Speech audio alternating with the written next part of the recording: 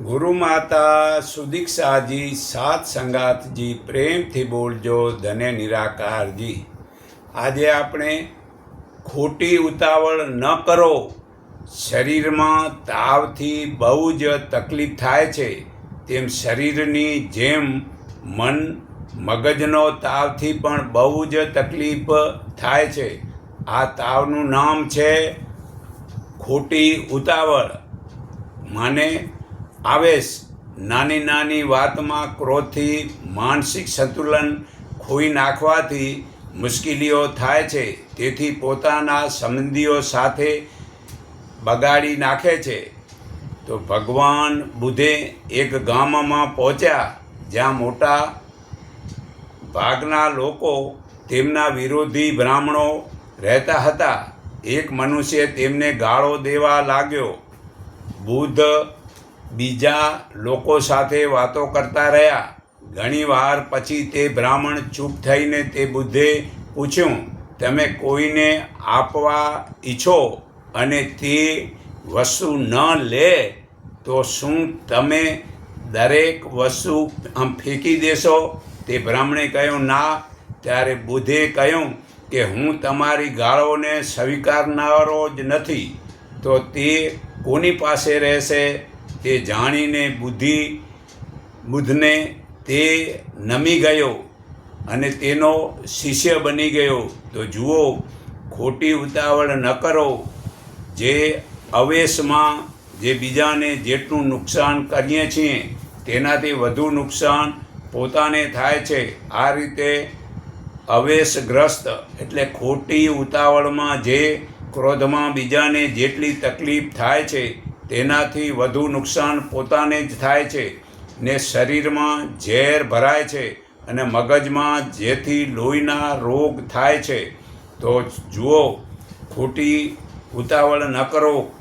જે રાવણ ખરાબ વચનો બોલતો હતો ત્યાં સુધી રામ ચૂપ ઊભા રહ્યા હતા અને વિભીષણે કહ્યું, ભગવાન આપ દુશ્મન ઉપર હુમલો કેમ કરતા નથી? રામ બોલ્યા, છત્રી મરેલા લોકો પર આમ શસ્ત્રનો પ્રહાર કરતા નથી, પરંતુ રાવણ તો જીવતો છે ને? વિભીષણ બોલ્યા। આથી રામે જવાબ આપ્યો કે એ અત્યારે અવેશગ્રસ્ત એટલે ક્રોધમાં છે।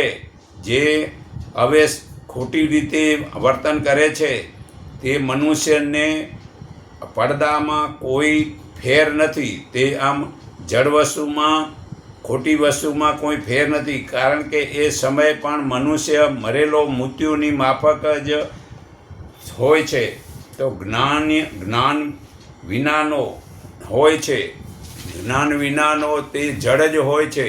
તો એ જડ ઉપર મારવાથી જડ ઉપર છત્રી મારતા નથી। તો ખરેખર જુઓ, અવેશગ્રસ્ત ન બનો। મોહમ્મદ સાહેબે એક યોદ્ધાનું માથું કાપવા જતા હતા, ત્યાં તેણે ગાળો આપી। મોહમ્મદ સાહેબ તલવારને મ્યાનમાં ગાલી મૂકી। તેમના એક સિપાહીએ પૂછ્યું કે આપે તેને માર્યો કેમ નહીં? મોહમ્મદ સાહેબે કહ્યું કે એણે ગાળો આપી ત્યારે મને પણ ક્રોધ આવી ગયો।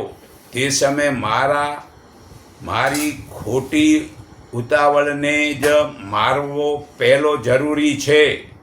મને મારી ખોટી ઉતાવળ પહેલી કાઢવી જરૂરી છે, કેમ કે તે આપણો મહાન શત્રુ છે। તે ખોટી ઉતાવળમાં ભૂલ થતી જાય છે। તો શારીરિક સ્વાસ્થ્યની જેમ આપણે માનસિક સ્વાસ્થ્યનું પણ ધ્યાન રાખવું જોઈએ, નહીંતર માનસિક બીમારીઓ આપણને રોગી બનાવે છે। તો ક્રોધ અને ભય સૌથી ખરાબ પ્રકારનો રોગ છે। ચોરી, કપટ, બેમાની, વ્યભિચાર વગેરેથી બીજાને વધુ નુકસાન થાય છે, તે કરતાં પોતાને વધુ નુકસાન થાય છે।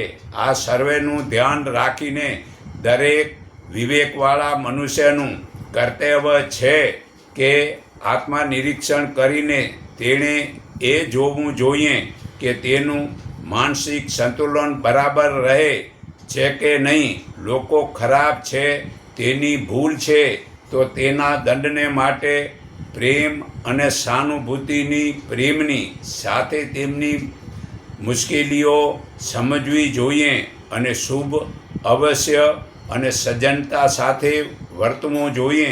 અને જો પોતાની ભૂલથી બીજાની ખામી માની લીધી તો વિવેક તેને પણ સુધારી દેશે અને ક્રોધનું કોઈ પણ આવરણ રહેશે નહીં. તો ખરેખર ખોટી ઉતાવળ ન કરવાની. તો રવિન્દ્રનાથ ટાગોર એક પરીક્ષામાં ઓછા નંબર પાસ થયા. બીજી પરીક્ષામાં તેમણે મન મૂકીને મહેનત કરી અને પરીક્ષામાં સારો નંબર મેળવ્યો. શિક્ષકને શંકા થઈ કે ટાગોરે ક્યાંક નકલ તો નથી કરીને. ટાગોરે જણાવ્યું કે શ્રીમાન, મારી યોગ્યતા પર વિશ્વાસ મૂકવા ન આવે એવું હું જરા પણ ઈચ્છતો નથી. તેણે ફરીથી પરીક્ષા આપી અને પોતાની યોગ્યતાને પ્રમાણિત કરી દેખાડી અને સારા માર્ક મેળવ્યા. એટલે ખોટી ઉતાવળ કોઈ પણ કાર્યમાં ન કરવી જોઈએ. અને જે કાંઈ છે પોતાની આવડત, એ તો મતલબ કે ફરી કોઈક પરીક્ષા લેતો હોય એ એટલા જ મતલબ કે વર્તનનું એનામાં આચરણ આવી શકે છે. તો ખરેખર બીજાના આશીર્વાદથી લોકો આળસથી પરમાત્માને પામતા નથી. બીજાના આશીર્વાદ કે ઉપદેશ વડે કોઈનું ધ્યેય કદાપી સિદ્ધ થઈ શકતો નથી. એના માટે તો પોતાના શરીર અને મન અને આત્મા વડે સત્કર્મ તથા પરોપકારના કાર્યો કરવા પડે છે. ભારતના લોકોનું તથા ધર્મમાં પતન થયેલું જોવા મળે છે.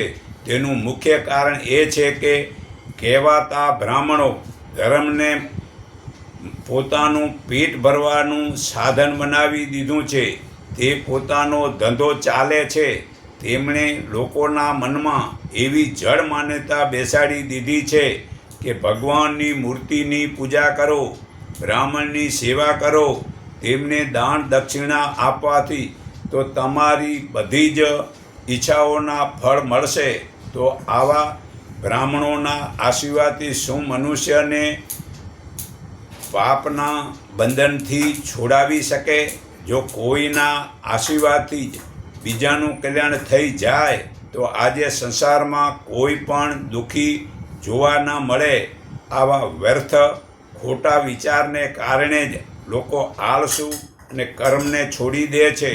તે પોતે કાંઈ કરતા જ નથી. તેથી ભારતના લોકો પાછળ રહી જાય છે.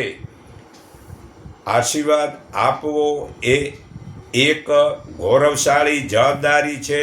સમર્થ અને સૂક્ષ્મ મનુષ્યને જ આશીર્વાદ અને ઉપદેશ આપવાનો અધિકાર છે. આશીર્વાદ આપતી વખતે માત્ર પાત્ર કે કુપાત્રનું ધ્યાન રાખવું જોઈએ. જો મનુષ્ય પોતે જ કંઈ જ ન કરે અને માત્ર આશીર્વાદના ભરોસે જે ભગવાન આપશે કે ગુરુ વગેરેના આશીર્વાદથી જ પોતાની ઈચ્છાઓ પૂરી કરવાની આશા રાખીને બેસી રહે, તેના જેવો મોટો મૂર્ખ બીજો કોઈ નથી.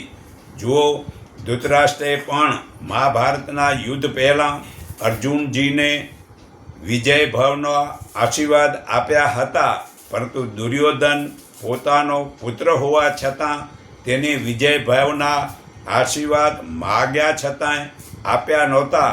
કારણ કે કાર્ય ખોટું કરતો હતો. અને દુર્યોધન કહે છે તો અર્જુનજીને કેમ આપો છો? અરે, મને દેવા નહોતા, પરંતુ એનું વર્તન જોઈને દેવાઈ ગયા. મને દેવા નહોતા. તો આ ઉપદેશ એક આશીર્વાદ માત્ર પુરુષાર્થને જ બળવાન બનાવવાનું જ કાર્ય કરે છે. જે સારા પુરુષાર્થ કરે છે તેનો દુશ્મન પણ આશીર્વાદ આપે છે. અને જે સારું નથી કરતો તેનો ભલે પોતાનો દીકરો માગે છતાં પણ તે એને આપતો નથી.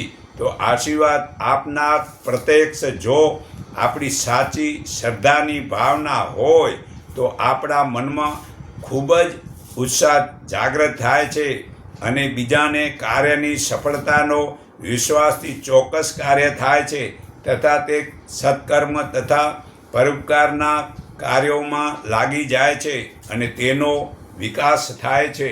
તો અથર્વવેદ 14:1-27 જે પુરુષ સ્ત્રીએ લાવેલા ધનનો ઉપયોગ કરે છે તે અપવિત્ર થઈ જાય છે. અર્થાત દહેજ લેવું મહાન પાપ છે. જે માણસો શૂરવીર હોય છે તેઓ પણ માન સન્માન અને યશ મેળવે છે. સૂર્ય સંસારને પ્રકાશ આપે છે, અંધકારનો નાશ કરે છે અને સંસારનું પાલન કરે છે. તેમ શ્રેષ્ઠ લોકો પોતાના ગુણના પ્રકાશ અને શક્તિથી સંસારના અજ્ઞાન અને દુર્ગુણોનો નાશ કરીને બધાનું ભલું કરે છે. રાજા રાષ્ટ્રનું રક્ષણ કરે છે, બધાનું હિત જાળવે છે. તો રાજા જેવો પુરુષ પણ કુટુંબ અને સમાજના હિતનું કરે છે અને આત્મજ્ઞાની સર્વનું રક્ષણ તેમજ સેવા કરે છે. શૂરવીર લોકો પોતાની પરવા કર્યા વિના દેશ અને સમાજનું રક્ષણ કરે છે. લગ્ન હંમેશા યોગ્ય અને સંસ્કારી સ્ત્રી પુરુષના જ કરવા જોઈએ. આળસુ અને અજ્ઞાની લોકો હંમેશા ગરીબ અને દુઃખી રહે છે અને તે હંમેશા મફતનું ધન શોધે છે.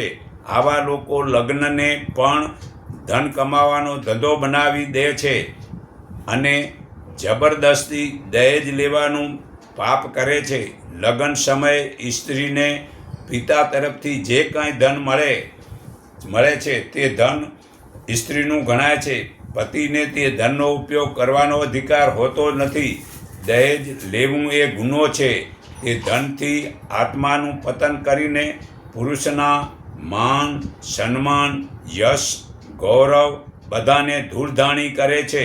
પત્નીના ધનથી જે લોકો પોતાના ઘરને ચલાવે છે એનાથી વધુ નીચ અને પાપી અને દુષ્ટ બીજું કોઈ જ નથી. પોતાની ઈમાનદારીના પુરુષાર્થમાં જ પુરુષની મર્યાદા રહે છે. સ્ત્રીના ધનથી જીવાય નહીં. જે પતિ કે પિતા વગેરે બંધુઓ મોહથી સ્ત્રી કન્યા વગેરેના ધન પર જીવે છે અને જે સ્ત્રીના ધન વડે વાહન કે વસ્ત્રોને ઉપયોગ કરે છે તે પાપી અધોગતિમાં પામે છે. આ મનુસ્મૃતિ પાના નંબર 47 શ્લોક 52માં પુરાવો છે. તો કુટુંબનો તત્કાલ નાશ સાથી થાય છે. જે ચિત્રકામ વગેરે કારીગરનો ધંધો કરવાથી કે વ્યાજ લેવાથી કે માત્ર શૂદ્ર સ્ત્રીમાં સંતાનો પેદા કરવાથી અથવા ગાય ઘોડા અને વાહનોને વેચવાથી ખેતીનો ધંધો કરવાથી રાજાની સેવા કરવાથી અનધિકારીને યજ્ઞ કરાવવાથી વેદોક્ત સારા ધર્મશાસ્ત્રકત કર્મો ન કરવાથી અને વેદ મંત્રને જાણતો નથી તે કુટુંબ તત્કાલ નાશ પામે છે. આ મનુસ્મૃતિ પાના નંબર 49 અને શ્લોક નંબર 64-65માં પુરાવો છે. તો ખરેખર યજુર્વેદ 32:14માં હે પરમાત્મા દિવ્ય તત્વથી તથા આત્માજ્ઞાની પુરુષો જે મેઘાવી બુદ્ધિ વડે સંસારમાં શ્રેષ્ઠ કર્મો કરે છે તેવી મેઘાવી બુદ્ધિ અમને પણ આપો. બુદ્ધિને પ્રકૃતિની શક્તિ કહેવાય છે. પ્રકૃતિની શક્તિ તેનું જ નામ જ મગજ વધારે બળવાન બને છે, વધારે સૂક્ષ્મ છે, તેને બુદ્ધિમાન કહેવાય છે. પરંતુ અમુક લોકો બુદ્ધિનો ખોટો ઉપયોગ કરે છે તે બુદ્ધિ નકામી છે. પરમાત્માની ઉપાસનાનો મુખ્ય હેતુ એ જ છે કે પરમાત્મા અમોને મેઘાવી અને તત્વદર્શી બનાવે, જેનાથી સાચું આત્મજ્ઞાન પ્રાપ્ત થાય અને સત્ય આચરણ કરવાની ભાવના જાગૃત થાય. સંસારમાં જેટલા પણ શ્રેષ્ઠ પુરુષો છે તે બધાએ આ મેઘાવી બુદ્ધિ વડે જ અમરતા પ્રાપ્ત કરી છે. સ્વાર્થ છોડીને પવિત્ર અંતકરણથી તેઓ હંમેશા પરોપકારના કાર્યોમાં જ લાગેલા રહે છે. મેઘાવી બુદ્ધિ જ આપણા આત્માબળની વૃદ્ધિ કરે છે અને શક્તિ પેદા કરે છે. તેથી મન પવિત્ર બને છે તથા મનને વશમાં રાખવું. કામ પણ સરળ બને છે. કામ, ક્રોધ, લોભ, ભય, ઈર્ષા, નફરત, વાસના, દંભ, મોહ વગેરે મનોવિકારો મેઘાવી બુદ્ધિની સાત્વિક અસરથી શાંત થઈ જાય છે. પરમાત્માની કૃપા વડે જ મેઘાવી બુદ્ધિનું વરદાન મળે છે. જે મનુષ્ય જેટલા પ્રમાણમાં પરમાત્માના સંત સાથે એકાકાર લીન થવાનો પ્રયત્ન કરે છે તેટલા જ પ્રમાણમાં તેનામાં દેવી ગુણો વધે છે અને તેને સ્વર્ગીય આનંદની અનુભૂતિ થાય છે. મેઘાવી બુદ્ધિ જ આત્માબળનો વધારે છે. હે અર્જુન, જે બુદ્ધિ પ્રવૃત્તિ અને નિવૃત્તિ કરવા યોગ્ય અને ન કરવા યોગ્ય, ભય અને અભય તથા બંધન અને મુક્તિને તત્વથી જાણે છે તે સાત્વિક બુદ્ધિ છે. અને હે પાર્થ, જેના વડે મનુષ્ય ધર્મને અધર્મ તથા કાર્યને અકાર્ય બરાબર તે જાણી શકતો નથી તે બુદ્ધિ રાજસી છે. હે પાર્થ, અજ્ઞાનથી ઢંકાયેલી જે બુદ્ધિ પાપને ધર્મ સમજે છે અને બધા જ પદાર્થોને અવળી રીતે જુએ છે તે બુદ્ધિ તામસી છે. આ ગીતા અધ્યાય 18 શ્લોક 30-32 પુરાવો છે. જ્યારે તારી બુદ્ધિમાં મોંરૂપી કચરો ભર્યો છે ત્યારે તું સાંભળેલા અને ન સાંભળેલાના બાકી રહેલા કર્મનો વૈરાગ પામીશ. શાસ્ત્રોના અનેક પ્રકારના સિદ્ધાંતો તારી બુદ્ધિ છોડી દેશે ત્યારે તને સમાધિમાં સ્થિર થઈશ. ત્યારે તું તત્વજ્ઞાનના ફળને પામીશ. આ ગીતા અધ્યાય 2 શ્લોક 52-53 પુરાવો છે. તો આળસુ લોકો શત્રુ જ છે. પરમાત્મા આળસુ લોકોને પ્રેમ કરતા નથી. આળસુ લોકો હંમેશા દુઃખી રહે છે. એટલે આપણે બધાએ કર્મને ઉદ્યમી બનવું જોઈએ. આળસ મનુષ્યનો સાચો શત્રુ છે અને તે માણસને પાપના માર્ગે લઈ જાય છે. સુસ્તી અને આળસથી અનેક પાપ કર્મોમાં ફસાઈ જાય છે. કેટલાક લોકો બહુ જ લાભવાળું કર્મને શરૂ કરીને આળસથી છોડી દે છે. એ બીજા લોકોથી પાછો પડવાની નિશાની છે અને આત્મા કલ્યાણ વિના રહી જાય છે. પરમાત્મા પણ આળસુને પ્રેમ કરતા નથી. પરમાત્મા પ્રેમ તો ઉદ્યમી અને પુરુષાર્થીને જ કરે છે. આ સંસાર યજ્ઞમય છે. તે દરેક લોકોએ દરેક પળે પોતાની મહેનતની આહુતિ આપવી પડે છે. સંસારને સારો અને પવિત્ર બનાવવામાં જે કર્મો સહાયતાથી પવિત્ર બને છે. પરમાત્માનો પ્રેમ મેળવવા માટે આળસને છોડીને કર્મ કરવું એ જ સાચી ઉપાસના છે. સંસારમાં જેટલા મહાન પુરુષો થયા છે તેમણે ખૂબ જ કર્મ કરી સમાજને અર્પણ કરેલ છે.